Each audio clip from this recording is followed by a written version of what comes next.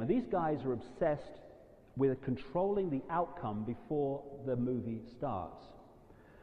And if you want to control a football match and you control one side, you're going to influence the football match, but you don't know what the result's going to be before a ball's kicked because there's another side you don't control.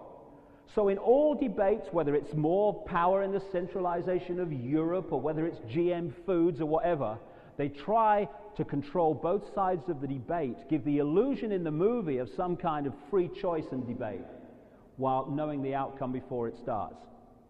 What have they decided about GM food? They're going to introduce it. What have they decided about putting fluoride in British water? They're going to introduce it. What have they decided about going more and more into the European superstate? They're going to do it. Those decisions have long been made. All the rest is just giving us the illusion of we're having some kind of say.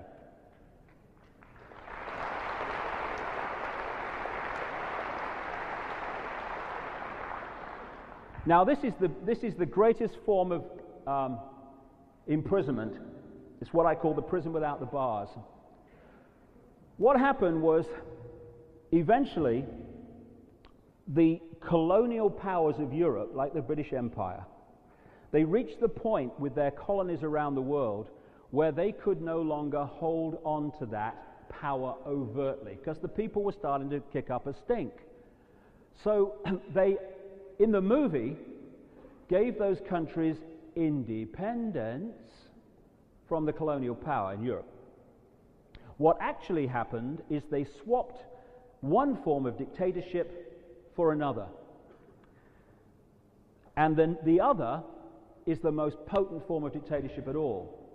The one there's two forms of dictatorship. There's one that you can see, touch, taste, and experience.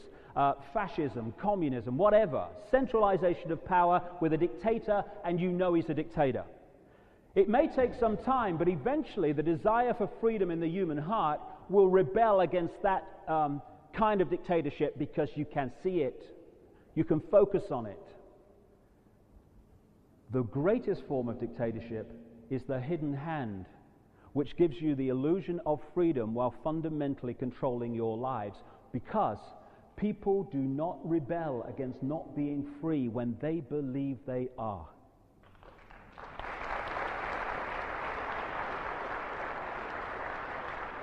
So like I say, what happened was when the colonial powers apparently pulled out of North America, pulled out of Africa, pulled out of Asia and Australia, and all these other countries, they left behind their secret society network and the bloodlines that they're so obsessed with, and they have gone on controlling those countries ever since, while the people of those countries have believed they were free.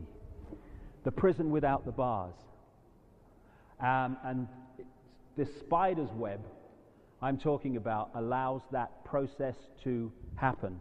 And the spider, that which is really calling the shots, really orchestrating the centralization of global power, the fascist state, is not among those that we see. If you can see them, they're still gophers. Maybe powerful gophers on the level they operate, like Bush or Blair or whatever, but they're still gophers. The people really behind this you never see, because why are they going to put themselves on public display where they can be identified and targeted? There's a wonderful example I give you. I spent a lot of time in South Africa in recent years. I've become a great friend of a man called Credo Mutwa, who is the official historian of the Zulu nation. Wonderful man. And he's filled me in on so many things that went on there during the apartheid regime. But this is a classic example. During apartheid, you had an in-your-face dictatorship. You knew where you stood. You were in a situation of control by the few. As a result of that, there was rebellion within South Africa, quite right, because they knew where they were. All across the world, there were all these protests. There were sanctions. There were all these things because the people around the world could see it. Apartheid. Control. At that time, a few families in South Africa owned the gold mines, they owned the diamond mines, and they controlled at least, and is at least, 80% of the South African stock market. Then we had this movement to give a vote to black people in South Africa. Quite right. Mandela was brought into the presidency. We now have Thabo Mbeki. Today, in South Africa, there have been changes on the surface, yes. But who actually controls the lives of the people in South Africa?